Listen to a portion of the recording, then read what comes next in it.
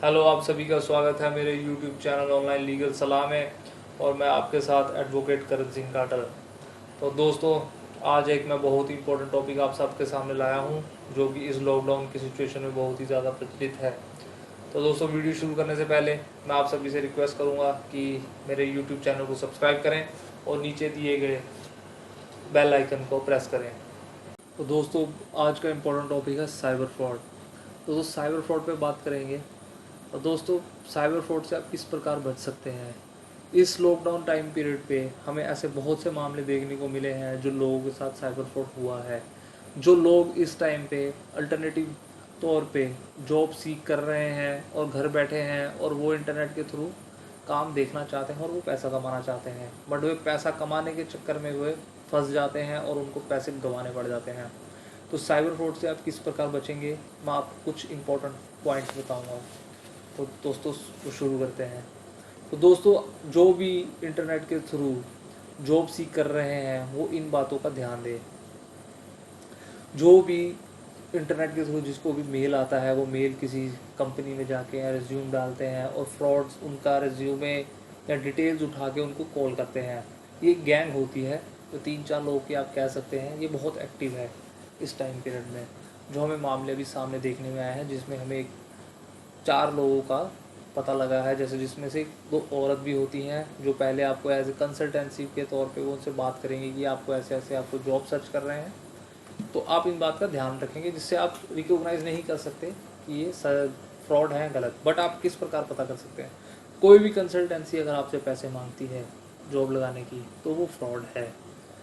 अगर आपको कोई भी कंपनी डायरेक्ट ज्वाइनिंग लेटर भेजती है, आप कहती है आपको हमने सिलेक्ट किया, आपको ये काम करना है, वो फ्रॉड है। दोस्तों, जॉब ऑनलाइन हमेशा से आप ध्यान दीजिए, कोई भी जॉब के लिए अप्लाई आप करते हैं तो उसका रिज्यूमे दिया जाता है कंपनी के थ्रू।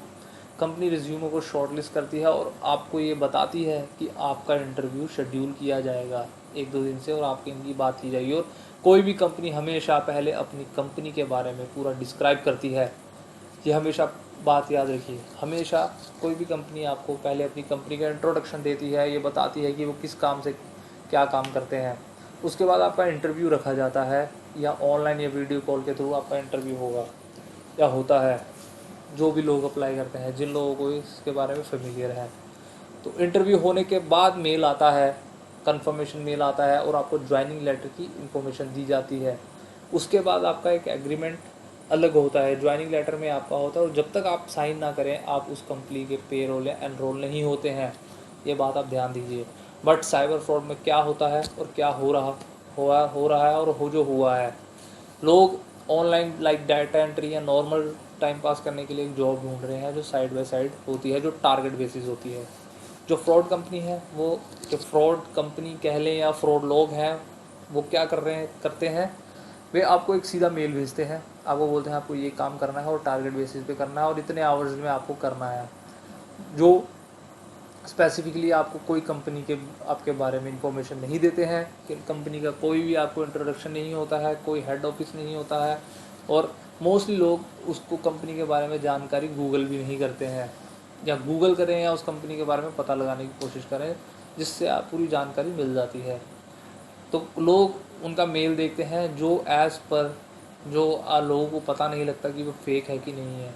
वो मेल में बताते हैं कि आपको ये काम है और ऐसे एक काम करने को बोलते हैं, जिससे कि लोग उसके झांसे में आकर वो काम करने लगते हैं, पर वो काम होता नहीं है। उसके बाद वो कंपनी वाले फ़ोन नहीं उठाते, और उसके बाद वो आपको किसी और के थ्रू कॉल या मैसेजेस करते हैं कि आपको जो टारगेट दिया गया था आपने वो काम नहीं किया है, और आपने हमारे साथ एग्रीमेंट साइन किया है, या आपने हमारी कंपनी ज्वाइन की है, आपको हमने ज्वाइनिंग लेटर भेजा था या ये था, तो आप हमारी कंपनी के एम्प्लॉय हैं और आपने हमारी टर्म्स एंड कंडीशन को फॉलो किया है। तो उसके दौरान वो आपको फंसाने की कोशिश और डराने की कोशिश लीगली करते हैं, और लोग डरते हैं, डर भी जाते हैं।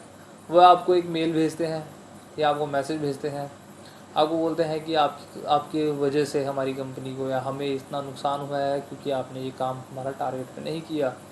तो और लोगों को उस चीज़ का, वो उनको एक मेल भेजते हैं जिसमें वो एक थोड़ा सा सेक्शन और कानूनी लैंग्वेज डाल के लोगों को डराना चाहते हैं। बट आप हमेशा ध्यान रखिए, कोई कंसल्टेंसी, कोई कंपनी अपने एम्प्लॉय से कभी पैसा नहीं मांगती। अगर कोई एम्प्लॉय काम ख़राब करता है तो कंपनी का उसके पास राइट है कि वो उसको उस बेसिस पे फायर कर सकती है, बट वो कंपनी से कभी पेनल्टी नहीं लेती। क्योंकि अगर कोई भी एम्प्लॉय अगर कंपनी में हायर हुआ है तो वो कंपनी उसको सैलरी बेस पे रखती है। अगर उसको नुकसान होता भी है तो कंपनी उसकी सैलरी डिडक्ट कर सकती है जो उसको नहीं दे सकती, बट कंपनी उल्टा पेनल्टी बहुत रेयर चांसेस में नहीं लेती, बहुत रेयर चांसेस में नहीं लेती, जो होता ही नहीं है।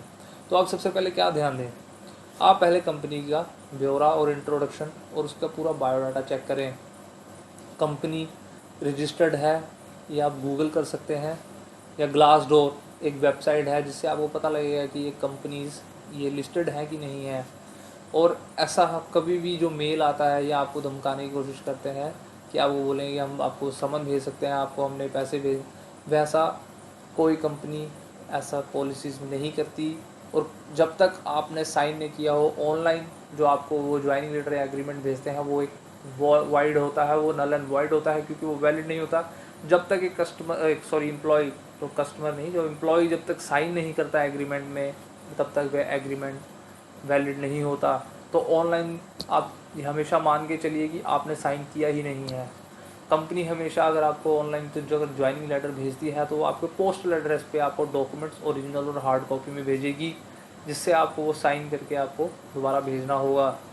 तो इस प्रकार से आप ध्यान दीजिए कि जब तक आपने साइन नहीं किया, आपने कंपनी में आपको अपना डेजिग्नेशन नहीं पता, आपको यही नहीं पता है कि आप कंपनी का काम क्या कर रहे हैं, और आपको कंपनी का हेड ऑफिस नहीं पता, आपके पास कोई ज्वाइनिंग लेटर नहीं है, आप एग्रीमेंट में आपने कभी साइन नहीं किया, तो आप किस प्रकार से उस कंपनी के एम्प्लॉय हो गए।